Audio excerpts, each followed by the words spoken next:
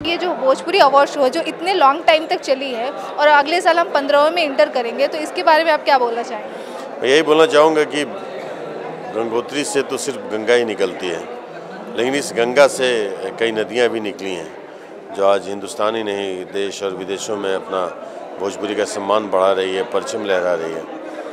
तो इस अवार्ड की शुरुआत करने वाले हमारे इस अवार्ड के आयोजक श्री विनोद गुप्ता जी का मैं तहे दिल से शुक्रिया अदा करूँगा। बहुत बहुत बधाई भी दूंगा, धन्यवाद भी दूंगा हमारे पूरी इंडस्ट्री की तरफ से, जिन्होंने एक ऐसी पहल की है जो श्रृंखला दर श्रृंखला बढ़ती चली जा रही है। और मैं यही कामना करूंगा कि ज़िंदगी जब तक भोजपुरी है, ये अवार्ड का जो श्रृंखला है कभी ख़त्म ना हो, बढ़ते ही चले जाए और दर बदर बढ़ते ही चला जाए।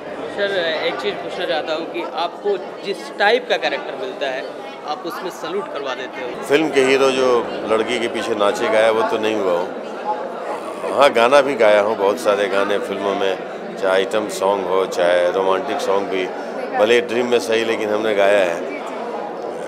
तो वो चलिए, दर्शकों का प्यार है, हमें जिस तरह का किरदार दे देते हैं और मैं केवल वही करता हूँ जो किस्मत ने मुझे दिया है, उसी को भली भांति निभाने की कोशिश करता हूँ और बस यही चाहूँगा कि करता रहूँ, इतनी लोगों की दुआएं रहें हम। सर, आप नॉमिनेटेड है इस साल, तो उसके लिए आप कितने एक्साइटेड? एक्साइटेड तो मैं हर क्षण होता हूँ। नॉमिनेशन के पहले काम करने के टाइम पे बड़ा एक्साइटेड होता हूँ। जब किरदार मेरे सामने आता है, एक्साइटेड होता हूँ, तभी मैं वो किरदार कर भी पाता हूँ, नहीं तो मैं फिल्म नहीं कर पाता हूँ, छोड़ देता हूँ। तो पहले तो काम करने के टाइम पे एक्साइटमेंट बढ़ता है मेरा, और वो एक्साइटमेंट आज तक साथ देती आई है, अवार्ड मिलते आए हैं।